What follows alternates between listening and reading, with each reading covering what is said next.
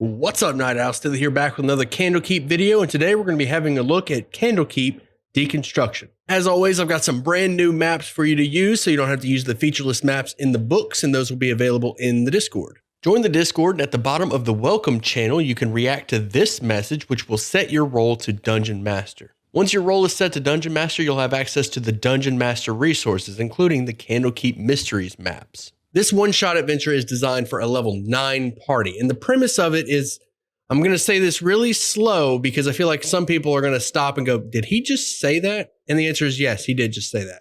The premise of this adventure is that a cult that goes by the name of the Livestock have taken over a tower within Candlekeep called the Barn Door. The Livestock cult is planning on converting this tower into a rocket ship and blasting themselves and a collection of books off into space. There are a total of 3 different endings to this adventure, depending on how the rocket is calibrated before takeoff. The good ending, and in my opinion the most boring, is the adventurers go in there and stop the rocket from taking off, and Candlekeep deals with the cult. If the rocket is left alone, then it will take off with the cult members and a collection of books that the cult has deemed worthy of preservation. And finally, if the party members go inside and adjust the trajectory of the rocket, it will take off, but it will crash land in a location that's left up to you as the DM. It's important to note that if the party is inside of the rocket when it takes off, there is a scroll of teleport in one of the bookshelves that they can find whenever it crashes or whenever it reaches space that will allow them to teleport back to Candlekeep or wherever they want to go. The adventure begins when a dwarf named Rooster Muffin collapses from a heart attack near the party while carrying a book titled Candlekeep Dekonstruction.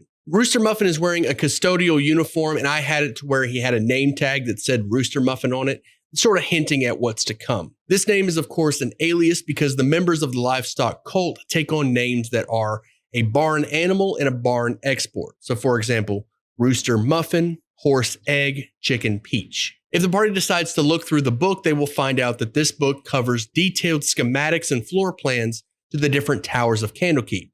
They'll also find a bookmark to a page titled The Barn Door. The Barn Door is a tower within Candlekeep, but it also secretly functions as a rocket ship, and the Livestock cult is planning on repairing it enough so that they can send it off into space. The party can learn that it's a rocket ship if they pass a DC 25 Arcana check. Otherwise, they just get the floor plan for the tower itself, the dungeon complex, and they see that there's some interesting mechanical devices at the bottom of the tower. From here, the party has the breadcrumbs they need to lead them to the Barn Door dungeon, but they also have the option to speak with Dead to Rooster Muffin to learn more about the Livestock cult itself, and they also have the option to turn in Candlekeep Dekonstruction into the Avowed and learn more about the Barn Door tower. At some point at your discretion, before the party reaches the Barn Door, an earthquake will happen. This earthquake is actually the leader of the Livestock cult test firing the rockets of the Barn Door tower. I'll note here that the leader's name is Stonky J Knobtopper, and the J stands for genius. I changed his last name to Knobtopper because it rolls off the tongue a little easier, but that's totally up to you. Once that earthquake happens, a 1-hour countdown starts, and at the end of it, without party interruption, the rocket will take off. Now, this 1-hour countdown can be a little bit tricky for a DM to handle, especially since not everything that the party does happens in real time. What I did and what I recommend you do is just ignore the clock completely, and if the party decides to take a long rest or they use a lot of ritual spells or they spend a lot of time searching rooms when they get to the tower, then the rocket takes off.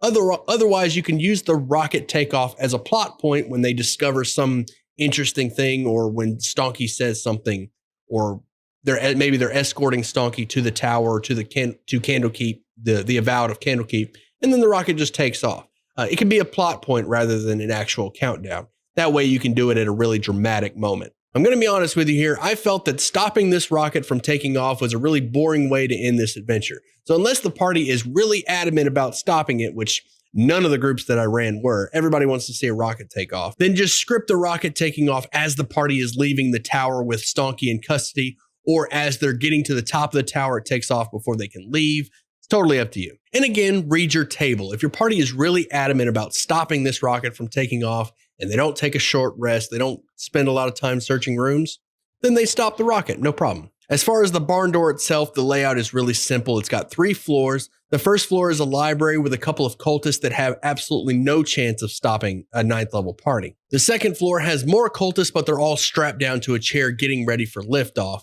and it also has Stonky's study where the party can learn a little bit about his plans. The top floor is the most important. It's here the party will encounter 3 lightning golems, which use the flesh golem stat block, but they do lightning damage.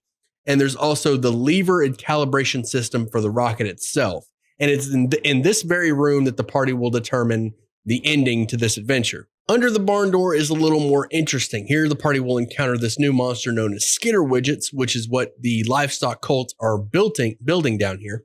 And they'll also encounter Stonky and some of the head members of his cult. Now, one thing I want to note about this section is the very first room that the party will reach is beneath the tower, and it's like the rocket propulsion system. And here they'll encounter a couple of Skitter Widgets and Kitty Widgets, which are baby Skitter Widgets. They'll fight these. It'll be a decent encounter. It won't be super tough. But these things by themselves have a lot of HP and they can do some damage. The next room, the party will encounter a massive illusion of some creature, and they'll roll initiative with it. And the idea is to just get them to expend some of the resources on this illusion. I changed this illusion to be a massive Skitter Widget, like just a huge Skitter Widget. It takes up the whole hallway. That way it would be, because they just encountered the Skitter Widget and learned how difficult they can be to fight, I think that would make the encounter more interesting, learning about this illusion, because fighting a massive Skitter Widget can be really scary after just dealing with the ones in the previous room. But that's up to you. And just a little tip running these Skitter Widgets, start with the tail first. That way they have a chance to stun whoever they're fighting, and then follow that up with a bite so they have advantage. And that's all there really is of note down here. There is a forge, but that's just here to take up time while the party searches the place. There's a well with a bunch of acid at the bottom of it where the party can find Stonky's ring. And then there's the last room, which is the workshop where the livestock cult build the Skitty Widgets. The party can encounter Stonky, who is looking for his ring, which is at the bottom of the well, but there's no hope of stopping the rocket from taking off down here. All of that can be done at the top floor of the tower itself. And that's it for Candlekeep Dekonstruction. Overall, I really enjoyed this adventure. It actually surprised me. Reading the adventure, I thought I would hate it. The whole gnomes building a rocket to go to space was really out there, but this was a really enjoyable chapter. It's also the shortest, I think the shortest adventure in Candlekeep. Most of my groups knocked this out in like 2 hours. It's like the dungeons are very small. The encounters are quick. It's really short adventure, but it's really good. I hope you enjoyed the video. And if you did, you know how YouTube works. Hit those buttons, leave a comment down below. Let me know what you thought of Candlekeep Dekonstruction. If you want to be a part of this D&D community, make sure you join the Discord. Link is in the description. Come by, ask questions, let me know what you think. And as always, I'll see you at sundown.